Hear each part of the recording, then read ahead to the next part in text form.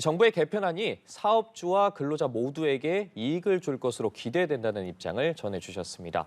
그렇다면 노동계에선 이번 정부의 개편안을 어떻게 받아들이고 있는지 이어서 한상진 민주노총 대변인 전화 연결해서 이야기 나눠보겠습니다. 네, 나와 계십니까? 예, 안녕하세요. 한상입니다. 네, 안녕하십니까? 네, 이 정부의 개편안에 대해서 일단 노동계에선 크게 반발하고 있는 것으로 알려지고 있습니다. 이 반발을 하는 가장 큰 이유, 저희가 뭐라고 봐야 될까요? 예, 그러니까 정부에서도 발표를 했는데요.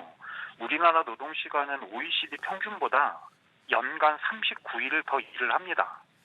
그러니까 노동 시간 단축, 일과 일상의 균형의 밸런스를 유지하는 것이 정부가 이야기하는 글로벌 스탠다드이고 추세인데요. 정부의 이번 개편안은 이것에 역행을 합니다. 정부가 선택권, 건강권, 휴식권을 보장한다고 하는데 선택권은 실제로는 사용자에게 장시간 노동으로 그 선택권을 주는 거고요. 또 장시간 노동으로 인해서 조금 전에도 다들 말씀하셨는데 노동자의 건강권이 심각하게 침해를 받습니다. 지금 있는 연차도 다 못 쓰는 현실에서 휴식권 보장은 어불서설이고요. 특히 이번 개편안은 집중적으로 근로기준법조차 적용받지 못하는 작은 사업장, 영세 사업장, 비정규직 노동자들한테 그 피해가 집중될 것이기에 민주노총을 포함한 모든 노동조합들이 이에 반대하고 나서는 겁니다. 예, 그렇군요. 예, 그런데 기존 52시간제는 사실 1시간만 초과를 해도 이 사업주를 범법자로 만들어서 이 꼼수로 기재하는 부작용과 공짜 노동으로 이어져 왔다는 지적도 있어 왔습니다. 이런 정부의 평가에 대해서는 어떻게 생각하십니까?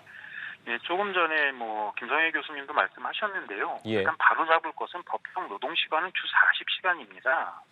여기에 추가로 주당 12시간 일하게끔 해놓은 거고요. 조금 전에 중기협회에서도 말씀하셨는데 이렇게 집중 노동이 필요한 이 업종에서는 이미 특례를 둬가지고 64시간까지 일을 하고 있어요. 법은 지키라고 있는 건데 이를 어기는 것을 마치 자랑처럼 떠들고 있는 형상입니다. 제도를 억용하고 오로지 이윤만을 위해서 사용자가 심하고 지위의 우위를 바탕으로 해서 장시간 노동을 강요하고 있거든요. 이것을 현장에서는 아까 말씀드린 대로 선택 근로제, 유연 근로제, 심각한 포괄 임금제 이런 것들을 통해 가지고 다양한 노동시간 특례를 통해서 장시간 노동이 고착화돼 있는데 이제는 이것마저 법으로 해서 다 풀어달라고 하는 얘기거든요. 이거는 맞지 않습니다. 예, 그렇군요. 그러면 이번에 좀 휴가 이야기도 좀 해보도록 하겠습니다. 이 정부가 휴가를 좀 자유롭게 쓸 수 있는 여건을 마련하기 위해서 근로시간 저축 계좌제를 도입하기로 했습니다. 이 저축한 연장 근로를 휴가로 적립한 뒤에 이 기존 연차 휴가에 더해서 안식월 개념처럼 장기 휴가를 쓸 수 있도록 하겠다는 건데 이 제도에 대해서는 어떻게 평가하십니까? 예, 지금 이 방송 시청하고 계시는 분들도 좀 많이 계실 텐데요. 예. 한번 생각해 보십시오. 지금 휴가를 쓰려고 해도 눈치를 봐야 되고요. 있는 휴가도 다 못 쓰고 있는 게 현실을 좀 명확하게 봐야 된다.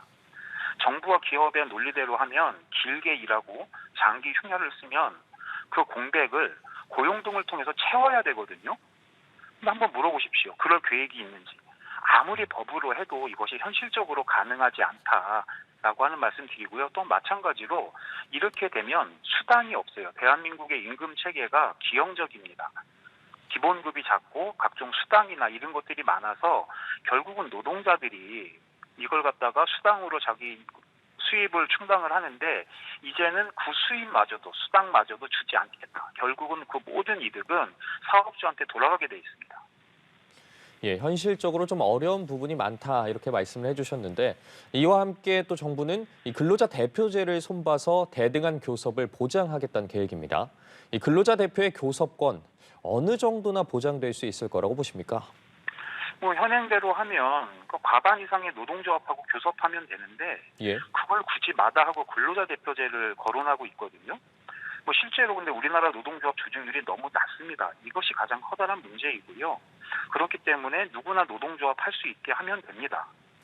노동조합이 노동자의 임금과 고용, 노동시간 등 그 노동시간 좀 향상시키고 이것을 지키는 가장 효율적이고 유력한 수단인데 이를 애써 부정하고 있는 거거든요. 역으로 고용노동부 자료에서도 나오는데요. 근로자 대표 제도도 노동조합이 잘 조직되어 있는 현장이 그리고 제대로 운영이 되고 있습니다. 실제로 현장에 적용이 되면 무노조 사업장, 아까도 말씀드렸지만 작은 사업장은 사용자의 입맛에 맞는 근로자 대표제가 도입될 가능성이 상당히 높고 또 그렇게 운영이 되면 이 모든 것들은 결국은 피해는 노동자에게 하고 이익은 사업 지역에 돌아가는 결과로 나타날 겁니다. 예, 알겠습니다. 오늘 말씀은 여기까지 듣도록 하겠습니다. 네, 지금까지 한상진 민주노총 대변인과 전화 연결해서 이야기 나눠봤습니다.